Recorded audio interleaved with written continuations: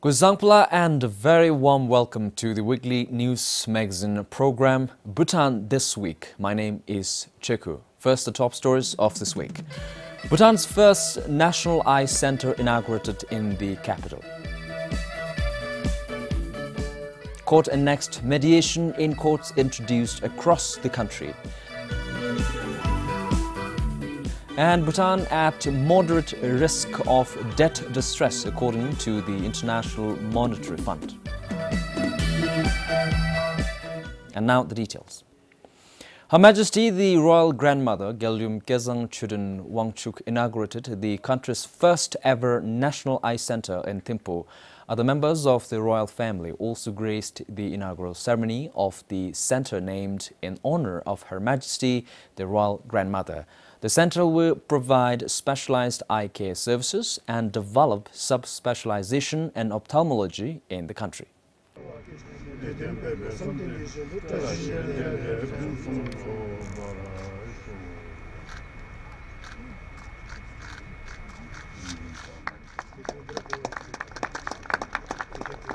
The center will house 16 beds in 4 aseptic wards, specialized OPD and inpatient eye services, 3 operation theaters, and other amenities necessary to provide effective services. The center is also expected to build the capacity of health professionals in the country. As per the health minister, the center will start functioning from tomorrow. There are inpatient facilities, so they can go through a lot of surgeries, and we want to bring expertise from the region, especially through the Himalayan cataract program, so that the doctors can, specialized doctor can come here, perform the surgery, our own health worker will manage the cases, and then they will go back. The establishment of the Eye Center is technically supported by the Himalayan Cataract Project, led by Dr. Sanduk Ruit, recipient of the National Order of Merit in December 2015, and funded by When Giving Foundation. The construction of the center, which started in 2017, was built at a cost of $1.6 million. Samton Dolker, BBS News. Khezur Khelpo University of Medical Sciences is collaborating with the Health Ministry to create the first ever big data for health information. Big data means collecting all data and information possible and storing it in one place. In this regard, a workshop on health big data and enterprise architecture convergence was held in Thimphu recently. Health professionals and policymakers from relevant stakeholders attended the 2-day workshop. 24 international experts from USA, Australia, Japan, Singapore, Thailand, Philippines, Myanmar and India facilitated the workshop. The international facilitators shared their experiences and challenges while applying artificial intelligence and machine learning in their respective countries for improving and digitizing healthcare services. I'm really very excited with Bhutan, because you have a lot of systems that are running. While they are right now fragmented, it is very easy technologically to be able to create a big data system for your country, because you are a small country. It is harder for bigger countries with more than 25 million people. The challenge, I think, for Bhutan is to get all the different stakeholders together so that they can work together in creating this system and transition from the data sources to the target future state of big data for Bhutan. He added, big data plays a crucial role in improving healthcare systems in developed countries. But globally, creating big data has been a challenge. So it's always a challenge for most countries on how to get the big data together. You might have laboratory data here, you might have some allergy data here, sometimes public health data over there, but they're all in separate places. So to be able to create that big data, you have to be able to connect the dots from these different data sources. The workshop also aimed at introducing principles and application of big data, machine learning and artificial intelligence for Gesagyepo University of Medical Sciences, which produces health professionals in the country. This workshop is to give an overview and how we can apply this modern technology for improving our healthcare services. That means complementing the computer and machine learning, how it can complement the doctors and clinicians. And equally, this machine learning and artificial intelligence are being applied in other sectors, environmental, business. So it's being now becoming very popular in the other countries, whereas in Bhutan, this is a groundbreaking workshop. The major artificial intelligence applications in healthcare includes diagnostics, robotic surgeries, and virtual nursing assistants. For Pemato, Samtendolkar, PBS News. Treating mental disorders, a growing health issue in the country, is challenged with storage of mental health professionals. Currently, there are only 3 professional psychiatrists in Bhutan.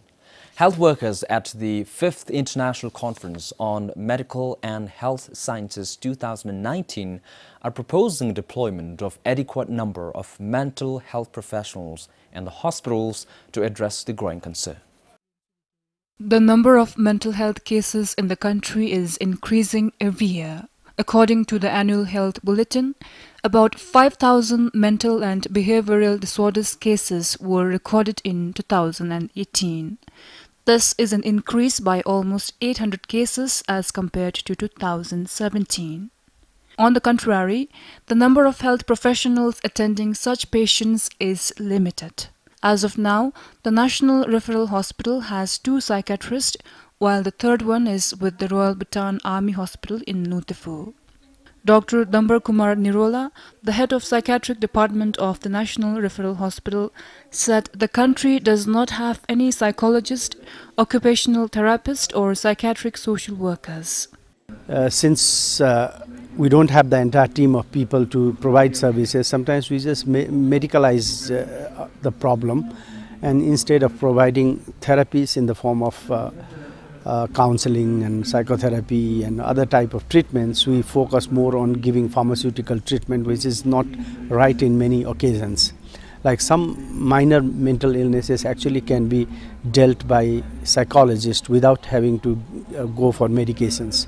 Unfortunately, we don't have that service here, and most people have been put on medication. He said because of shortage of professionals, they are overburdened. This hampers quality care for mental health patients.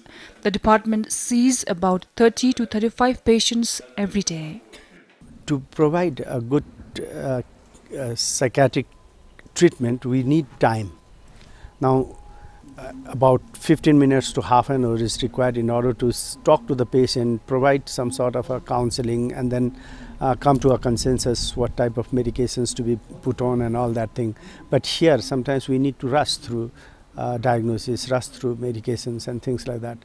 Today, in the absence of adequate mental health care professionals, most primary health workers such as general doctors, health assistants and nurses are being trained to provide basic mental health care.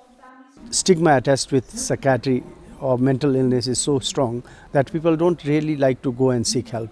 So that is like if we have a dedicated person and then if a mentally ill person goes there, he doesn't have to mix up with other people, probably they might feel comfortable. So since this is not working, we are even thinking of like increasing the number of counselors.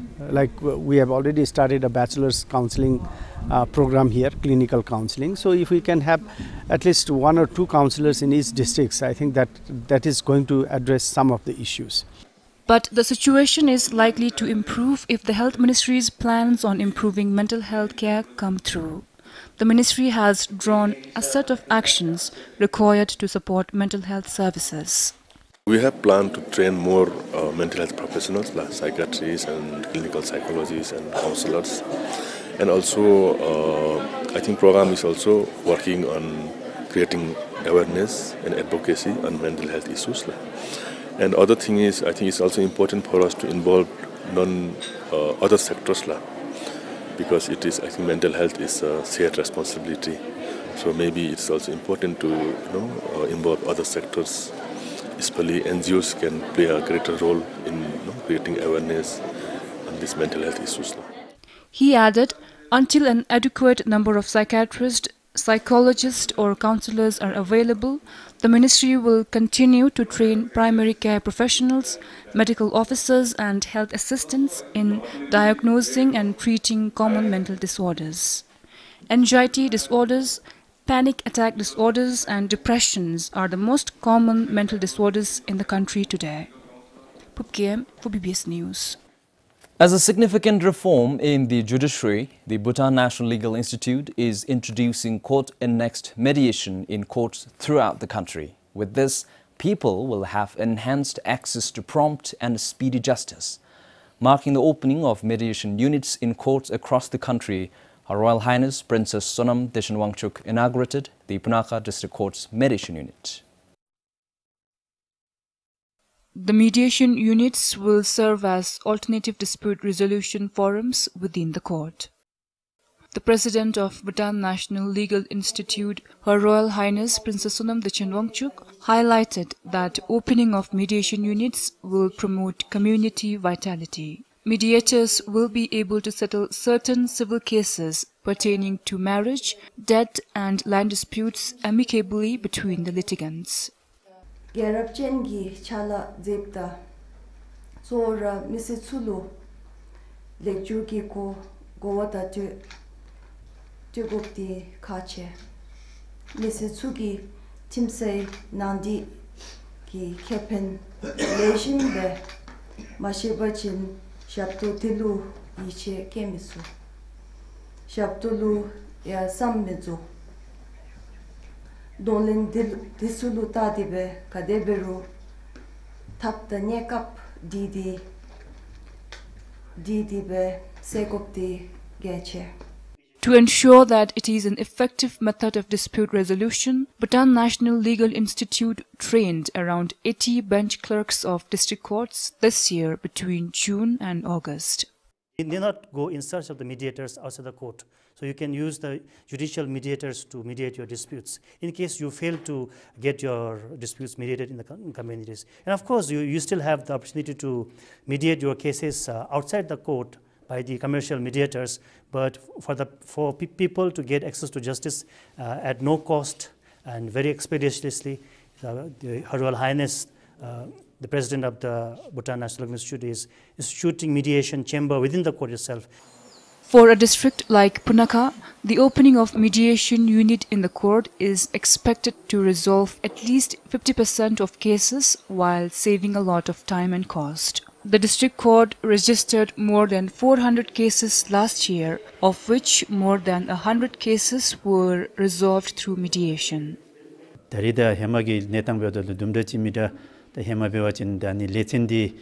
It's a bit different from how mediation used to happen before. In the absence of mediation units in courts, we offered the litigants option if they wish to go for mediation, and they go out of the court to get a mediator themselves. Then they give a copy of the mediated dispute to the court for judgment. Now with the opening of mediation units, if they wish to go for mediation, we give them the opportunity, but they do not have to go outside the court looking for mediators.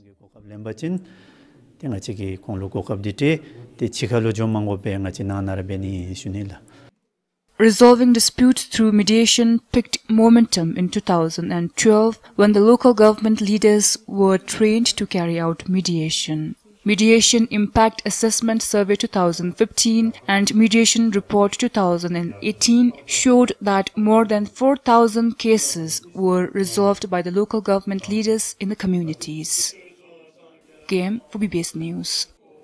A white-bellied heron was sighted in Thimphu on 30th October by the bank of Thimpchu in Babisa. Officials from the Royal Society for Protection of Nature described it as an unusual sighting because the species mainly inhabits the Mangdashu and Punasangshu river basins and its tributaries. At an elevation of 2,230 meters above sea level, yesterday's sighting of the bird is said to be the highest recorded elevation in Bhutan. The earlier records with the RSPN showed the bird species was found below 1,800 meters. The RSPN officials came to know of the sighting after a birder's post on Facebook yesterday afternoon. These said the bird might have accidentally landed in Thimphu as it was gone in the morning. if the heron continues to use that area for regular basis, if the herons continue to visit Thimphu and Wangchu River at this altitude for a long time, then we can say, like, I think there is some change in climate or environment, or maybe there is increase in the temperature. But as it has just come for once, maybe the heron by itself has come by accident, maybe it missed some route on the way. He added a heron was spotted today along the bank of Pochu in Punakha. However, officials are not sure if it is the same heron seen in Babisa. In another case of similar nature, a white-bellied heron was sighted once in Doksum, Tashiatse, sometime in 2016. The white-bellied heron is categorized as critically endangered species, and Bhutan is a host to 25 of them. The bird species was first sighted in the country in 1976. Kiletem for BBS News. Several houses in Dampu town under the management of the National Housing and Development Corporation are in dire need of maintenance. The buildings, which were constructed around 2 decades ago, have never had any renovation works carried out. Today, Chirang's Dampu town wears a fresh new look. Many of the old buildings in town have been freshly painted, while flowers have been planted in most spaces and corners. But then one can also easily notice some of the structures crying out for help. Many of these buildings have no roofing. Grasses have started growing on their walls, and some do not even have proper windows. There are 8 such structures located in the core of the town, all under NHDCL management and all packed with tenants. Some use it as shops and others reside in them. Most of these buildings are single-storied. The issue was also discussed in the recent Jongkok Chokdu, with some members sharing concerns about probable disasters if the buildings are not renovated soon. It doesn't look uniform in the town. However, we put effort to develop the town, and if these structures remain the same, it is back to square one. Moreover, the structures are very old and there is no proper roof for buildings that are under NHDCL. We are worried that mishaps could happen with such weak structures. The Jongkok administration says they sent several letters and made verbal requests to the NHDCL office to carry out renovations. But there has not been any proper response.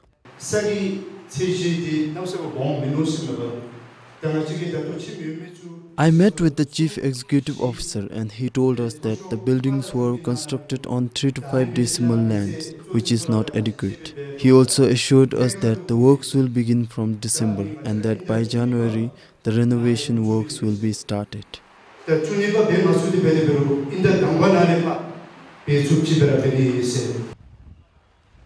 Earlier, following a final warning from Bhutan Power Corporation, rewiring works were carried out in these structures. Similarly, the sewerage lines were also worked on recently to solve overflowing sewer issues. This is Namgi Wangchuk, BBS News, Chirang. Despite increasing external debt, the International Monetary Fund, in its economic outlook, has projected Bhutan's gross domestic product in 2020 at 7.2%. And although external debt stands at 114% of the GDP, the International Monetary Fund says the country's risk of debt distress is moderate. This was announced at a recent International Monetary Fund Asia and Pacific Department press briefing in Washington, D.C.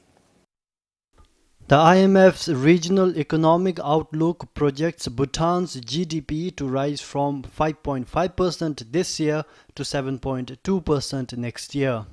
The growth projection comes at the back of delayed hydropower constructions and mounting rupee debt, which accounts to 73% of the total external debt as of June this year. At the press briefing, the IMF's Deputy Director of the Asia and Pacific Department said the situation in Bhutan has been carefully assessed. We feel that some of the numbers that may look somewhat difficult. In particular, the very high level of debt, need to be seen in the context of the specific economic structure and that close link to India. So the debt stands at 100% of GDP, but we still have estimated it in the last Article 4 to be moderate, simply because these investments in hydropower are contractual and will yield their own export revenues in the foreseeable future. Rupee debt as of June stands at 138 billion yutam, of which 124 billion is hydropower debt. Convertible currency debt amounts to 49 billion yutam, which mostly constitutes debts to the World Bank and the Asian Development Bank. The IMF is looking at Bhutan's growth measurement with GNH indicators with great interest. Bhutan is the only country so far that is following the gross national happiness indicator, but we think that this is a good approach to look at inclusive and broader-based aspects of how the economy is doing. We are looking at this with very great interest, and other countries are trying to emulate or to use elements of this concept. However, a team from the IMF will visit the country in December, and the projected numbers will go under the scrutiny again. Sharab Doji, PBS News. In its fourth year, the Royal Highland Festival has come as a boon for the people of Laya Gyok and Gasa. Locals say the annual festival has contributed significantly in boosting the community's socio-economic conditions. Our reporter Cheng Adoji, who attended the event this time, has more. Otherwise a quiet village, Laya turns into a hub of celebrations once every year. People from all walks of life gather to celebrate the Royal Highland Festival, a festival that showcases innovation and exhibits the Highlands as a pride of Bhutan. Highlanders from around 10 districts take part in the annual event. Prime Minister Dr. Lote Sring graced the opening ceremony of the festival this year. It is around this time Layups are busiest. Many host guests in their homestays, while others are occupied at the festival marketing local products to the visitors. Hiring of horses is another trade that is most lucrative during the festival. The income from hiring depends on the number of horses one owns. People earn in between 10 and 50,000 ngitam. Similarly, those running homestays make around 30 to 70,000 ngitam during the festival. Moreover, the event has helped significantly in improving hygiene in the locality. Compared to past years, the festival has improved and we are receiving more number of participants and visitors. We get allowance for bringing our cattle and horses to the festival. Although it costs the government paying us, but for the Highlanders, the festival has benefited immensely.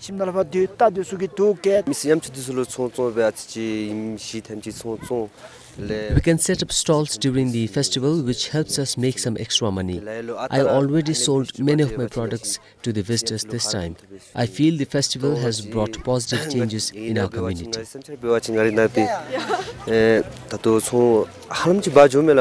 According to the National Council member of Gasa, the festival has also encouraged people to stay back in their village. We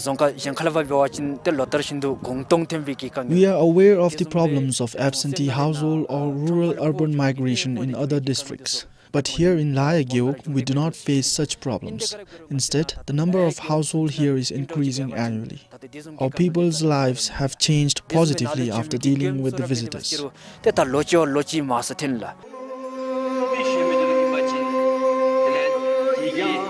The two-day festival also celebrates and promotes the culture of yak rearing. Yaks are brought from as far as Tashkent during the cattle show.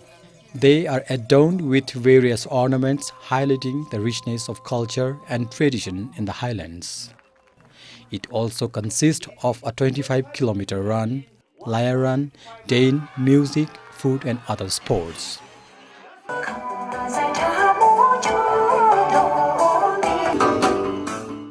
As celebrities from the Bhutanese film industry become part of the festival, locals say their children are inspired to continue with their studies, looking forward to become like them. Earlier, the situation was different, with many children in Laya dropping out of school. Besides being a good source of income, the Royal Highland Festivals also helps preserve age-old traditions of the Highlanders. Various indigenous songs and dances are performed during the event. A gift from His Majesty the King, the Royal Highland Festival was introduced on 16th October 2016 to mark the birth of His Royal Highness the Gelse Shabdrungong Namgyal's arrival into the country in 1616 AD and Rabjung 60-year circle of Guru Rinpoche's birth year. This is Cheng Antoji, PBS News, Kasa. And that brings us to the end of this week's edition of the weekly news magazine program. Until next time, this is Cheku signing off only for now.